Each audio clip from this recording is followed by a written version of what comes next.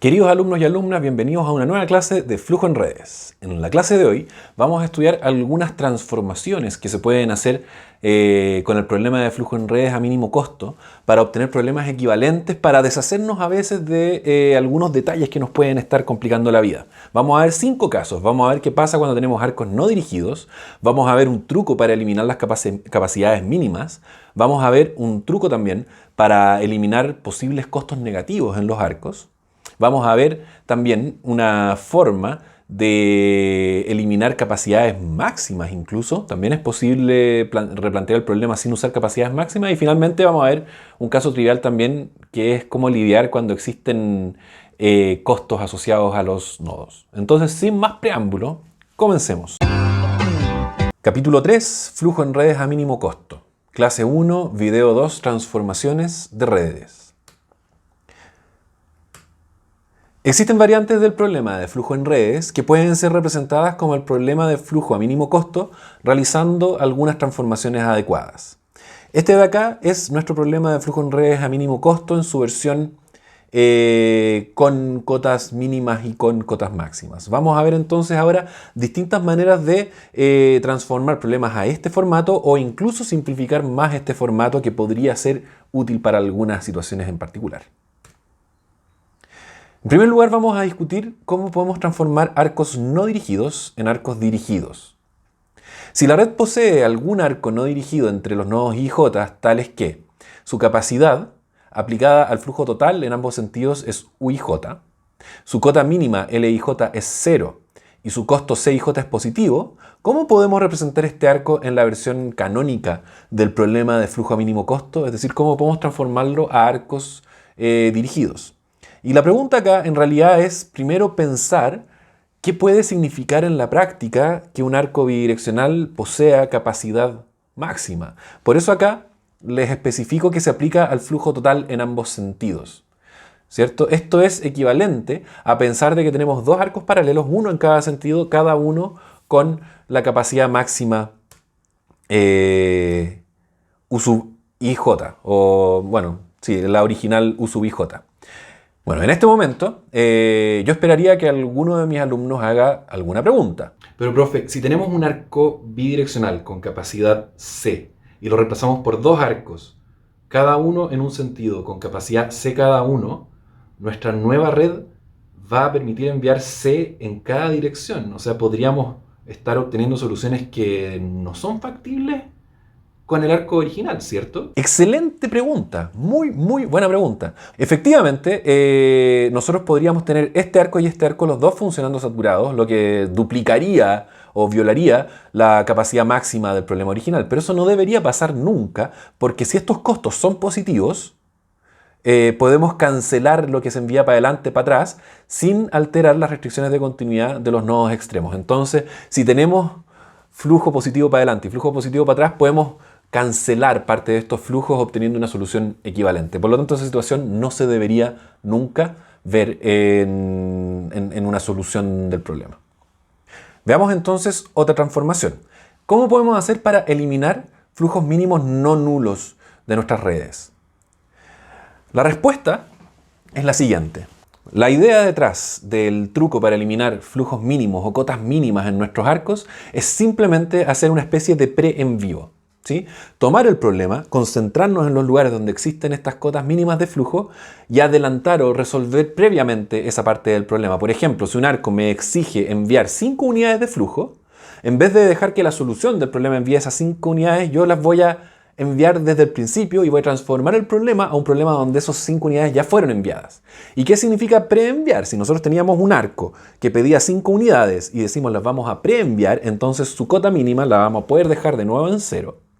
Pero vamos a tener que admitir de que su nodo de origen ya envió 5 unidades y que su nodo de destino ya recibió 5 unidades, entonces vamos a tener que corregir el BI y el BJ correspondientemente.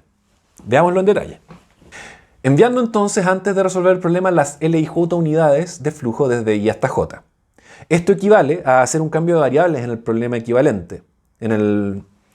Esto equivale a hacer el cambio de variables x y j igual x' y j más l y j en el problema de flujo a mínimo costo. Vamos a ver en la próxima diapositiva cómo queda ese problema.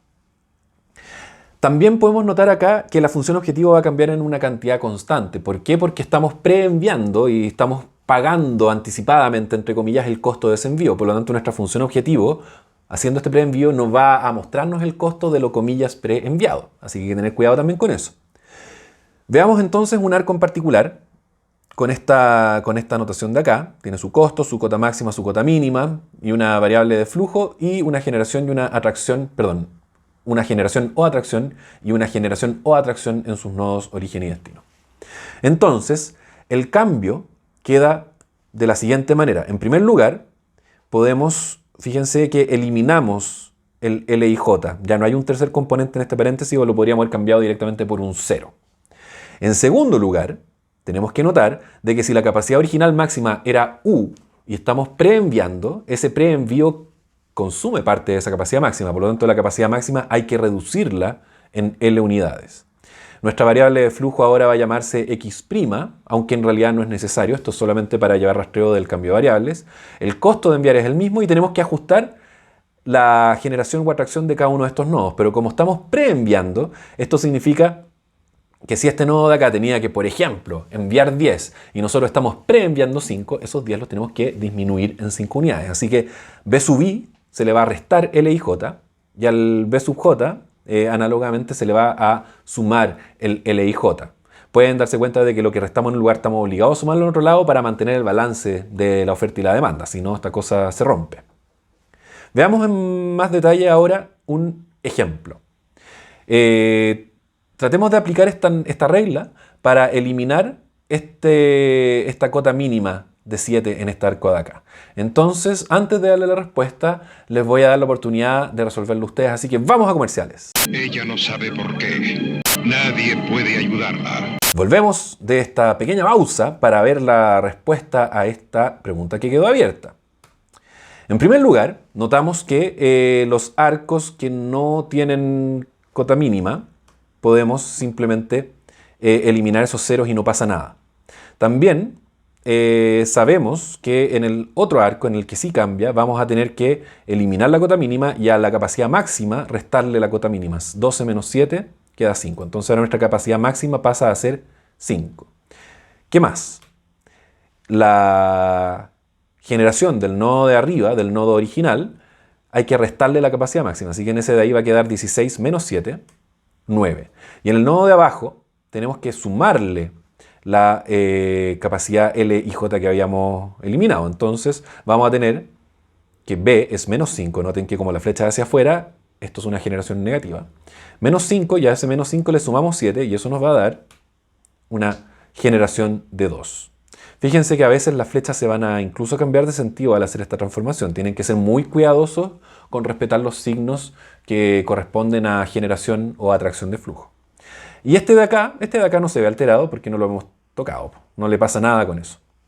Y ese es el resultado de esta transformación. En instancias donde ustedes quieran hacer varias modificaciones de este tipo al mismo tiempo, pueden hacerlo arco por arco, pero rápidamente se van a dar cuenta al ir soltando la mano de que ustedes pueden inmediatamente pararse en un nodo y simplemente sumarle los L de los arcos que salen y restarle los L de los arcos que entran y hacer cada nodo en una pura pasada. ¿Sí? Quedan ustedes, por supuesto, invitados a plantearse ustedes mismos instancias de este problema. Es sencillo construirlas y explorar esta equivalencia. Podemos ver esta transformación que estamos estudiando también como un cambio de variables, que les había contado un poquito antes. Entonces, planteemos el PFMC en su formato estándar y ahora hagamos sobre él el cambio de variables que habíamos dicho que podíamos hacer, que era X y J es igual a X' más L y J. Entonces el cambio de variables simplemente consiste en cada vez que aparece X y J dentro de esto, reemplazarlo por esta cosa de acá. Y ustedes pueden darse cuenta, anticipar inmediatamente, que al incorporar este cambio de variables aquí, las L se nos van a cancelar y nos va a quedar una cosa que va a ser 0 menor o igual que X' y J menor o igual que U menos L. Y ahí queda el ajuste entonces de por qué la capacidad mínima baja a 0 y la cota máxima baja a U menos L. Y ustedes pueden también estudiar qué pasa con la función objetivo y con las restricciones de conservación de flujo. Las restricciones de conservación de flujo nos van a dar esta característica que les digo, que de que a cada nodo I se le van a sumar algunos L y se le van a restar algunos L tras hacer el cambio de variables. El resultante de hacer ese cambio de variable, el problema que queda es el siguiente.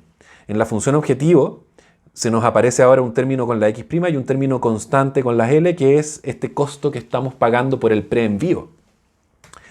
Nuestra restricción de conservación de flujo va a quedar similar a la anterior, va a quedar ahora una diferencia con las x' en vez de con las x, nos va a quedar acá el b original, pero el b original ahora va a estar corregido por algunos L's que se restan y algunos L's que se suman, como recién les adelantaba también de que ustedes lo pueden hacer a nivel de nodo.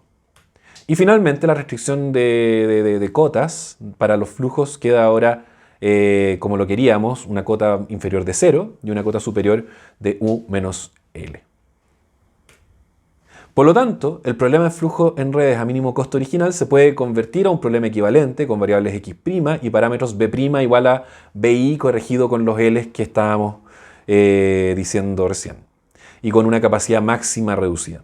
La solución de este nuevo problema permite obtener la del problema original a través de la relación x es igual a x' más L. Es decir, nosotros podemos resolver este problema equivalente y para recuperar los flujos originales, bueno, ocupamos la definición del cambio de variables simplemente.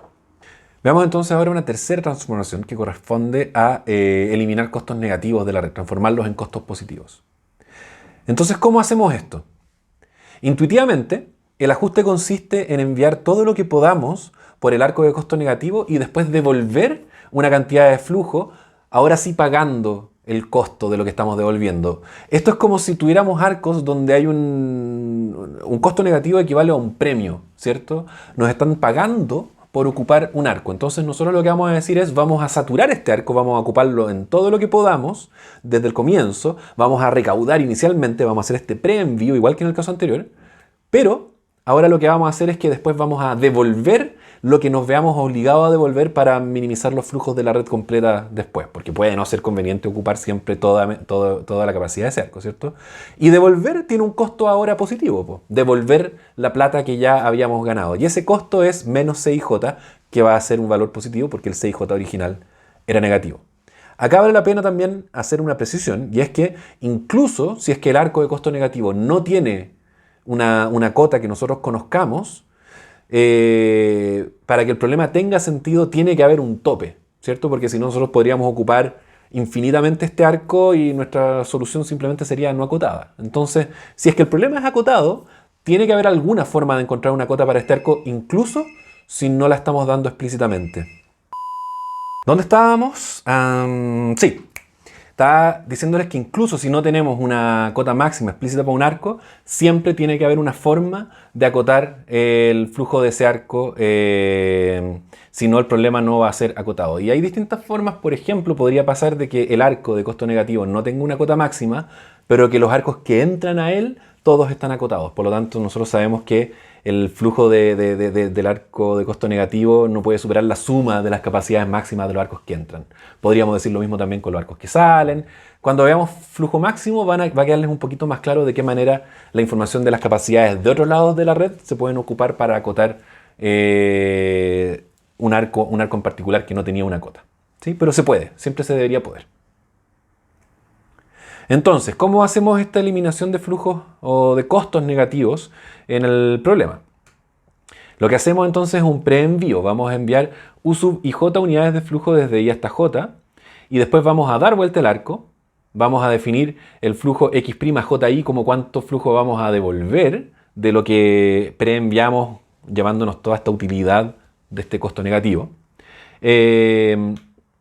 Y vamos a hacer entonces este cambio de variables, donde x y j es igual a u y j menos x' ji en el problema de flujo a mínimo costo. Vamos a ver después cómo se ve el cambio de variables, pero por ahora vamos a ver directamente la transformación en forma gráfica.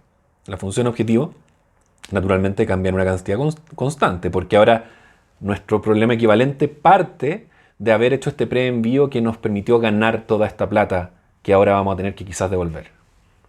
La transformación entonces es la siguiente. Dijimos, se da vuelta el arco, se invierte aditivamente el costo, que originalmente era negativo, entonces ahora que tiene un menos afuera pasa a ser positivo. Y como hicimos un preenvío, en el nodo de origen tenemos que restar la cantidad U que preenviamos y en el nodo de destino tenemos que sumar la cantidad U que preenviamos. Obviamente origen y destino en la red original, me refiero. Veamos entonces un ejemplo. En este ejemplo de acá tenemos arcos con solamente costos y capacidades máximas y tenemos un costo negativo acá. Entonces vamos a hacer la transformación aquí. Y como esto es un ejemplo sencillito, se los voy a dejar a ustedes para que ustedes practiquen y después les voy a dar la respuesta. Así que vamos a comerciales. Uno vino a protegerla, otro vino a matarla. Volvemos de la pausa para dar la respuesta a este problema. Veamos. En primer lugar nos damos cuenta de que todo este sector de la red no se ve alterado por nuestro cambio, ¿cierto? Esta generación no toca ningún arco que esté cambiando, estos dos arcos tampoco cambian, entonces nos preocupamos de este sector de acá. Entonces, primero, dibujamos el mismo arco dado vuelta. Después, ponemos su capacidad y su costo, cambiando simplemente el signo del costo, como dice acá abajo, fíjense.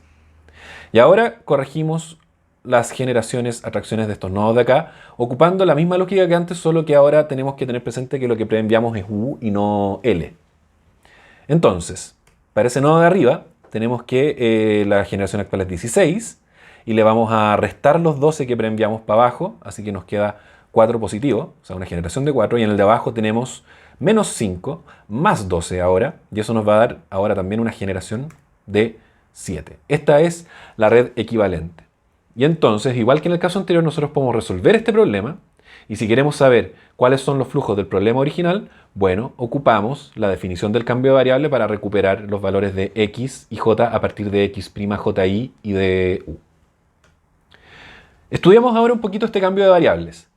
Supongamos que parte del conjunto de los arcos, que lo vamos a llamar a sub n por negativos, son los arcos con costo negativo.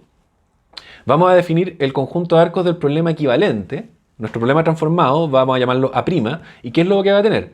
Va a tener los los arcos del problema original, quitándole los arcos negativos y agregando los arcos revertidos donde había uno negativo, ¿cierto? Entonces, esto está definido así.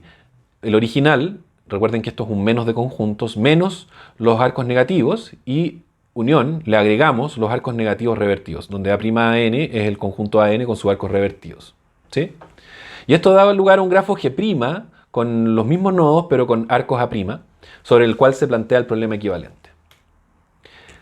Tenemos una cosa así, entonces tenemos un grafo Gn, A con sus respectivas generaciones y atracciones, donde algunos costos son negativos, en este caso, por ejemplo, esos dos. Y tenemos el grafo G', donde los arcos originales positivos no se alteran y los arcos negativos se revierten. Y las generaciones, bueno, este problema equivalente va a tener costos C', costos adaptados con respecto al problema original, y generaciones y atracciones adaptadas con respecto al problema original. Entonces ahora nos preguntamos, ¿cuánto vale C' en el problema equivalente? ¿Y cuánto vale B'? ¿Cuál es la regla para hacer esta conversión en forma general? Les doy un minutito para pensar. Nos vamos a comerciales mientras yo aprovecho de destrabar mi lengua. Comerciales. Terminator. Véala en el Cine Bandera a solo 120 pesos. Volvemos de comerciales entonces y la respuesta es la siguiente. ¿Cuánto vale C' en el problema equivalente? Bueno, C' son los costos. Dijimos que iban a cambiar de signo solamente si estábamos mirando un arco que se revierte. Entonces, si el arco IJ es un arco que se revierte, entonces tenemos que mirar el costo del arco original, que es el arco JI, y ponerle un menos adelante. Y eso lo va a transformar en positivo. Y si no, mantenemos simplemente el valor del original porque estamos en un arco que no se revirtió. ¿Y qué pasa con las generaciones y atracciones? Las generaciones y atracciones van a respetar la misma regla que en el caso de la eliminación de cotas negativas, porque corresponde a un preenvío, ¿cierto? Entonces cada nodo va a tener, vamos a tener que sumarle todos los arcos que entran a él y restarle las cotas de los arcos que salen de él. Y eso corrige entonces la generación o atracción del arco que estamos mirando. Veamos ahora una forma de eliminar las capacidades de los arcos. Es posible eliminar la capacidad máxima de un arco incluyendo un nodo adicional. Esta transformación no es tan gratis como las otras. Esta es un poquito más sofisticada porque agranda el tamaño de la red. Pero se puede. Podemos transformar cualquier problema con capacidades en un problema sin capacidades. Y eso igual es interesante, por lo menos como un resultado teórico. Consideremos el arco IJ, que tiene un costo CIJ y una capacidad UIJ. Y queremos construir un problema equivalente donde no haya capacidades U. Entonces lo que hacemos es primero agregar un nodo K entre I y J, lo que no va a alterar el problema. Fíjense que lo que estamos diciendo acá es trivial, pero que no nos resuelve demasiado el problema. Tenemos un arco entre I y J con un costo y una capacidad. ¿Y qué es lo que hacemos? Le ponemos un nodo K entre medio, con generación nula, es decir, un nodo que es obligado de paso. Mantenemos la capacidad acá y mantenemos el costo acá. Entonces, esto que teníamos acá es lo mismo que acá, solamente estamos agregando una parada ficticia y este arco de acá le vamos a decir que tiene un costo de 0, porque el costo para ir de aquí hasta acá igual lo pagamos acá. Vamos a decir que su capacidad máxima es U, porque sí, podríamos ni siquiera limitarla, podríamos también dejarla al tiro en 0, pero vamos a ponerla como U. Y este flujo X y J va a ser necesariamente el mismo de acá, porque este nodo de acá es un nodo de paso, por lo tanto no definimos una nueva variable para este de acá. Y ahora vamos a hacer un truquito. Vamos a aplicar el resultado que tuvimos recién de los costos negativos. A pesar de que no existe un costo negativo en esto, nosotros sabemos que podemos tratar, que la regla de los costos negativos podría aplicar para cualquier valor de costo. La transformación es válida, independiente de si el costo original era negativo. Lo que pasa es que nos servía para llegar a costos positivos. Pero acá la vamos a ocupar como una operación que sabemos que nos lleva a una solución equivalente. Entonces, ¿qué vamos a hacer? Vamos a tomar este arco de acá, que tiene un costo 0, y le vamos a aplicar la regla de los costos negativos. ¿Qué resultado tiene eso? El arco que ha dado vuelta, su costo, bueno, su costo cambia de signo, pero es 0, así que queda igual. Ya habíamos dicho, ya su origen se le resta la capacidad máxima, y a su destino se le suma la capacidad máxima. Entonces, este problema de acá es equivalente a este y es por lo tanto equivalente a este. Bien, ¿cuál es el próximo paso ahora? No parecemos estar acercándonos. Bueno, acá ya no se llama X, ahora se llama S porque efectivamente es la cantidad de vuelta en la variable auxiliar del problema anterior. Pero vamos a ver que va a cobrar sentido rápidamente también. Nos damos cuenta de que este nodo tiene una restricción de conservación de flujo que dice que la suma de este más la suma de este tiene que ser igual a este menos de acá. Este menos de acá, recuerden que es una atracción, por lo tanto están entrando dos y está saliendo como atracción. X y J más S y J es igual a U y J. Y como nosotros sabemos que los flujos por definición son positivos, esto de acá nos implica que X y J y que S y J son menores que U y J. Es decir, esta restricción de conservación de flujo nos impone la restricción de capacidad que nosotros queríamos imponer. Por lo tanto, ya no necesitamos imponerla acá y acá. Podemos reemplazar esa U por un infinito, podemos reemplazar esa U por un infinito, o equivalente, podemos simplemente dejar de mirar las capacidades máximas en este pedacito de la red, porque las estamos imponiendo a través de una restricción de conservación de flujo. Eso es lo que estamos haciendo. Veamos entonces un ejemplo de este tipo de transformación. Tomemos la red que está acá y apliquémosle la transformación que vimos recién. Les voy a dar un minutito para ver si ustedes lo quieren hacer por su cuenta primero. Comercial. Volvimos de comercial. La solución es la siguiente. Mantenemos la parte del grafo que no se ve afectada por esta transformación y nos concentramos en esto de acá. ¿Qué es lo primero que hacíamos? Agregamos un nodo ficticio entre medio y hacemos que desde ambos extremos ponemos una flecha que va hacia el nodo ficticio, como se ve acá. En el arco que comparte el origen del original, vamos a mantener el costo y le vamos a dar capacidad infinita. Y en el otro vamos a poner costo 0 y capacidad infinita.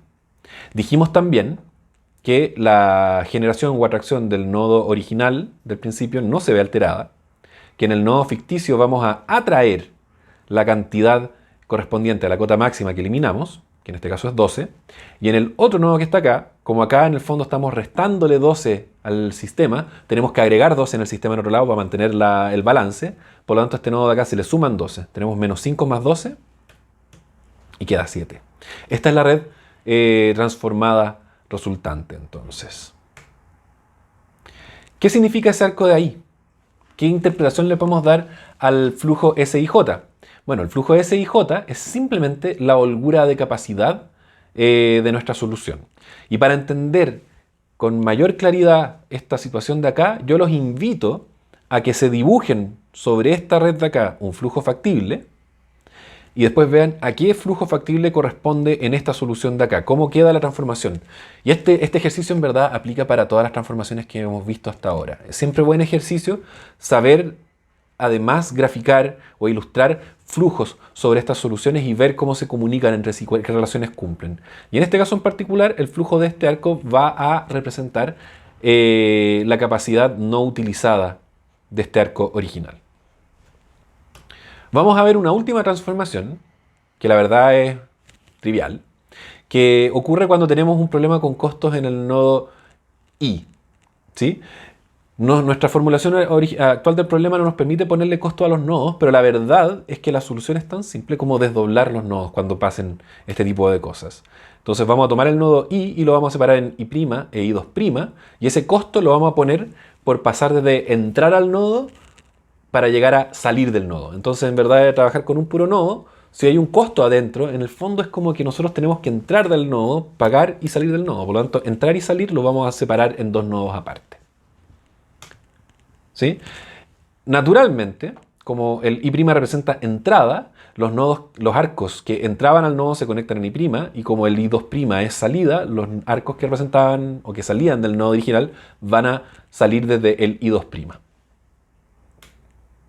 ¿Qué hacemos con la generación y atracción? Y acá tenemos que pensar un poquito en qué es lo que pasa en el problema verdadero. ¿Sí? Lo normal, en general, es que los costos no los pagas, si es que existe un costo en el nodo, no los pagas con el flujo generado o con el flujo atraído del nodo. Pero para eso tienes que pensar cómo funciona en verdad el problema que estás modelando. Si es que el costo o si es que el flujo generado en el nodo sale del nodo sin pagar este costo fijo, bueno, la generación la tenemos que poner en el nodo de salida. ¿Cierto? O sea, si acá tenemos una generación positiva, entonces la ponemos en el nodo de salida. Y si tenemos una atracción, la ponemos en el nodo de llegada para que no se vea obligada a pagar este costo. Por supuesto que también existe el otro caso y hay que pensar bien en qué es lo que está sucediendo en el problema que queremos modelar para saber en cuál de los costos o en cuál de los casos nos tenemos que poner. Noten que esta transformación también se podría utilizar si lo que queremos es poner una capacidad máxima o una cota mínima en un nodo. Si queremos poner cualquier atributo a un nodo que no está contenido en nuestra formulación, desdoblamos el nodo y ocupamos el arco que queda entre medio para capturar ese efecto y para poder modelarlo. Con eso entonces terminamos este video de hoy y me despido con un abrazo. Espero que les esté yendo súper bien, que les haya quedado clara la clase de hoy y recuerden que tenemos foro del curso, así que ocupémoslo. La idea es que aprovechen de también hacerme preguntas y de completar el tiempo de clase que claramente no estamos cubriendo 100% con estos videos. Bueno, ese tiempo ustedes se lo dedican a hacer los ejercicios que yo les doy acá y a hacer preguntas en el foro entonces. ¿Sí? Con eso me despido entonces, cuídense, un abrazo, chao.